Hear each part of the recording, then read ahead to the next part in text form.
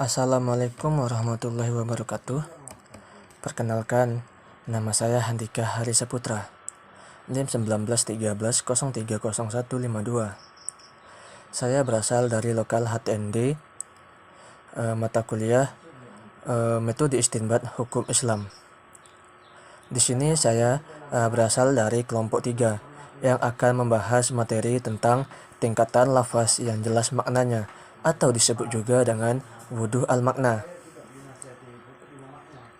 Yang pertama kali yang akan saya bahas itu sendiri adalah mengenai pengertian itu sendiri. Pengertian dari dalalah. Yang pertama, dalalah itu sendiri merupakan suatu petunjuk yang menunjukkan kepada sesuatu makna yang akan dimaksud atau memahami sesuatu makna tersebut.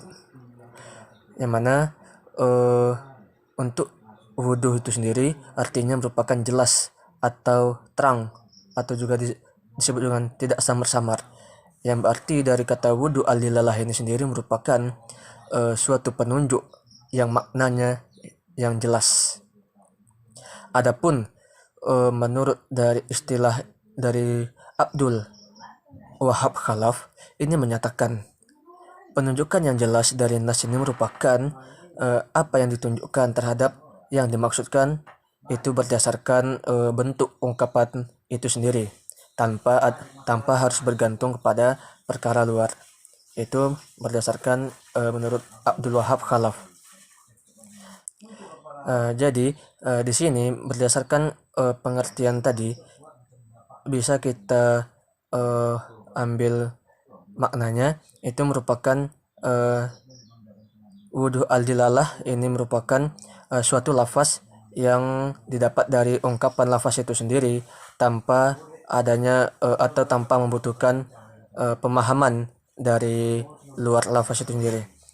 Karena dari lafaz ini sendiri udah lafaz yang jelas maknanya, sehingga tidak diperlukan lagi ungkapan lafaz yang lain. Tingkatan lafaz yang jelas maknanya ini terbagi menjadi 4 bagian, yaitu ada zahir, nas, mufassar, dan muhkam. Yang pertama, zahir itu sendiri. Zahir merupakan dalil yang diungkapkan yang masih tidak jelas maksudnya, dan masih kemungkinan masih bisa ditakwilkan kepada makna yang lainnya. Hukum menggunakan dari dalil zahir ini sendiri wajib sesuai dengan zahirnya selama tidak ada dalil yang menjelaskan maksud aslinya. Yang mana dari contohnya ini kita lihat dari surah Al-Baqarah ayat 275, yang mana artinya Allah telah menghalalkan jual beli dan mengharamkan riba.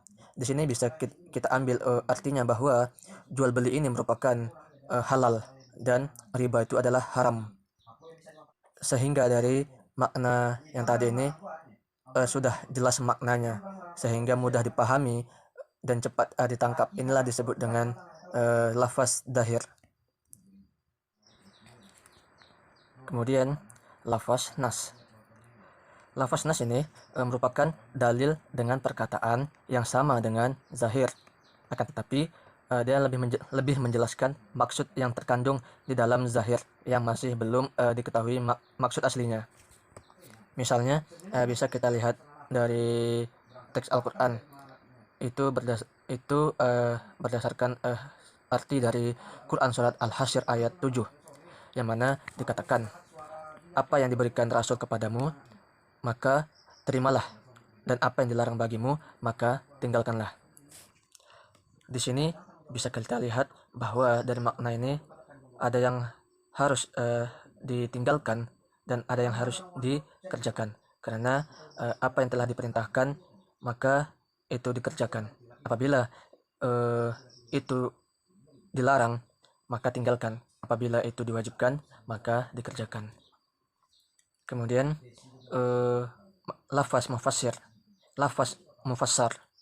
yang mana lafaz mufassar ini sendiri merupakan dalil yang sudah terperinci dan jelas, Jadi tidak memungkinkan untuk ditakwilkan lagi atau ditafsirkan lagi. Dalil yang seperti ini wajib diamalkan dengan penjelasan yang sudah terperinci.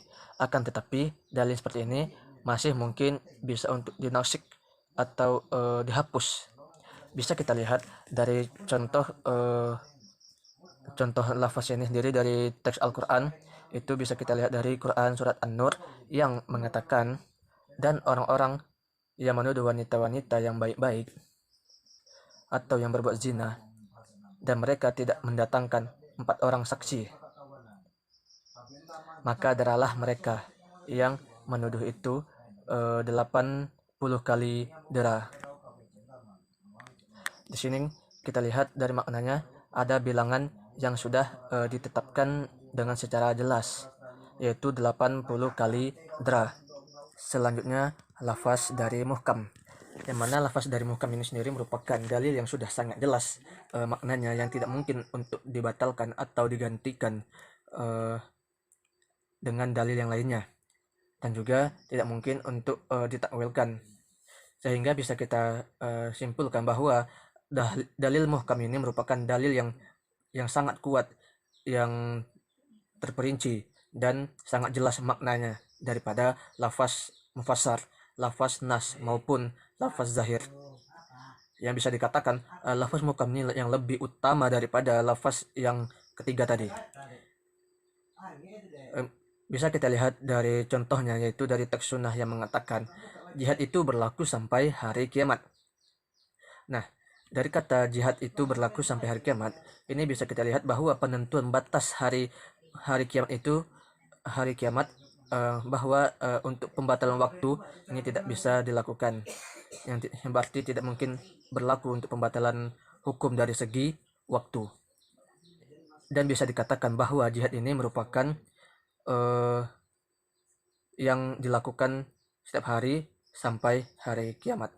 Mungkin hanya itu yang bisa saya sampaikan dari materi ini. Apabila ada kurangnya dan salahnya, saya mohon maaf. Saya ucapkan terima kasih. Wassalamualaikum warahmatullahi wabarakatuh.